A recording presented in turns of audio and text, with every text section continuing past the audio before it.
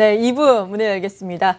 먼저 오늘 새벽에 마감한 미국 증시의 동향부터 오늘도 역시 2부에서 알려드리겠는데 일단 전일 11월의 첫 거래일 긍정적인 양상을 보였던 미국 증시 이 두 번째 거래일 화요일장에서도 역시나 긍정적인 상승세를 이어갔습니다. 하지만 주 중후반에 옐런 의장이라든지 연준 위원들의 연설이 있고 또 중요한 경제 지표가 있기 때문에 전반적인 분위기는 약간의 관망 정도라고 해석을 해볼 수도 있을 것 같은데요. 자세한 장중 동향 알려드리도록 하죠. 먼저 이 시각 현재 시황센터입니다. 김주민 캐스터 전해주시죠. 네, 뉴욕 증시는 어제에 이어서 오늘도 일제히 강세로 마무리했습니다. 국제유가 급등에 힘입어서 에너지 업종이 큰 폭으로 올랐고요. 또 기술주들이 상승하면서 3대 지수 나란히 올랐습니다. 다우지수 0.5% 상승하면서 17,918포인트에서 장을 마무리했고요. 나스닥 지수와 S&P 500 지수도 각각 0.3%, 0.27% 상승하면서 장을 마무리했습니다. 이날 증시에 가장 큰 영향을 미친 국제유가 흐름부터 살펴보시죠. 이 장중 미국의 원유 정제 공장이 원유 수요를 3주 연속 늘렸다는 소식이 나왔는데요. 뒤이어서 세계 9위 에너지 생산국인 브라질의 에너지 업계 근로자 파업 사태에 대한 재료도 나왔습니다. 여기에 더해서 리비아의 항구 폐쇄로 공급 차질에 대한 소식이 전해지자 국제유가는 일제히 급등하면서 마무리했는데요. WTI 3.7% 상승했고요. 브렌트 역시 3.48% 상승하면서 장을 마무리했습니다. 다음 다우지수 흐름 함께 살펴보시죠.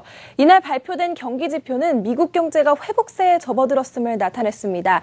미국의 10월 자동차 판매량이 141만 대로 잠정 집계되면서 두 달 증가폭으로는 15년 만에 최대를 기록했고요. 여기에 더해서 9월 제조업 수주가 두 달 연속 감소하기는 했지만 최악의 국면에서는 벗어나고 있다는 분석이 나왔습니다. 이날 다우지수의 상승은 쉐보론과 비자가 3% 이상 오르면서 견인했습니다. 이날 다우지수 앞서 살펴드린 것처럼 0.5% 상승하면서 17,918포인트에서 장을 마무리했습니다. 나스닥 흐름도 함께 살펴보시죠. 이 상장 기업 중 100개 우량 기업을 모아서 만든 나스닥 100 지수가 4,719포인트를 기록하면서 2000년 닷컴 버블 이후에 최고치를 경신했습니다. 이날 나스닥 지수는 0.3% 상승하면서 0.3%가량 상승하면서 5,145포인트에서 장을 마무리했습니다. 이날 CNBC에서는 뉴욕 증시의 소형주 상승세가 주춤하다는 점이 현재 뉴욕 증시가 뉴욕 증시의 랠리가 멈출 가능성이 있다는 기사가 나왔는데요. 이 소형주 지수인 러셀 2000 지수를 통해서 언급했습니다. 러셀 2000 지수는 1984년부터 미국의 프랭크 러셀사가 발표하는 중소형주 지수입니다. 현지 시간으로 지난 2일 이 러셀 지수가 2% 이상 상승하면서 주요 지수들 가운데 가장 좋은 성과를 냈는데요. 하지만 러셀 지수는 여전히 올 초부터 현재까지는 1.5% 하락하면서 지난 8월 기록한 고점에는 도달하지 못하고 있습니다. 루이스 야마다 테크니컬 리서치의 설립자인 루이스 야마다는 이 러셀 2000 지수가 부진한 모습을 보이는 것이 최근 증시가 랠리를 멈추고 하락할 가능성을 보여주는 신호라고 언급했는데요.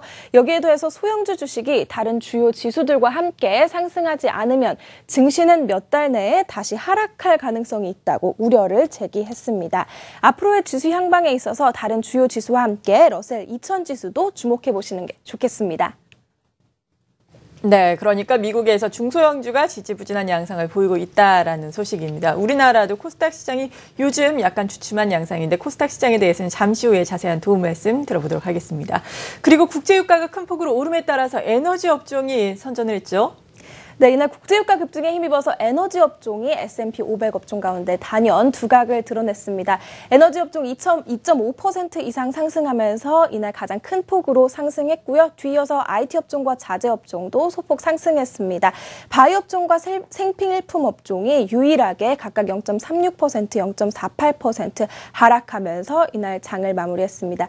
유럽 시장 동향도 함께 살펴보시죠. 이 스위스 최대은행 UBS에 대한 재료도 나왔고요. 또 영국의 스탠다드 차타드 은행의 악재에도 불구하고 국제유가 상승에 힘입어서 이날 유럽 증시 동반 상승했습니다. 런던 증시도 상승 마감했고요. 독일 증시 0.94% 상승하면서 0.94% 상승하면서 1951포인트에서 장을 마무리했습니다. 프랑스 CAC 지수 역시 0.41% 상승하면서 4,936포인트에서 장을 마무리했습니다. 상품 시장 동향도 함께 살펴보시죠. 이 국제 금 가격은 연내 금리 인상 우려에 급락했습니다. 마감했습니다. 나흘 연속 하락하면서 20일간의 최장 하락세를 이어갔는데요. 1.86% 하락하면서 이론스의 1114달러 선에서 거래를 마무리했습니다. 국제유가는 앞서 계속해서 짚어드린 것처럼 일제히 상승했습니다. 브라질의 원유 공장 직원들이 파업했다는 소식과 또 리비아의 동부 항만터미널 폐쇄 소식에 공급 차질에 대한 우려가 커지면서 일제히 상승 마감했습니다. WTI는 3.7% 상승했고요. 브렌트유는 3.48%가량 상승하면서 1배럴의 50달러 선을 넘어서면서 장을 마무리하는 모습 보여줬습니다. 이상 시황센터에서 전해드렸습니다. 네, 김주민 캐스터 잘 들었습니다.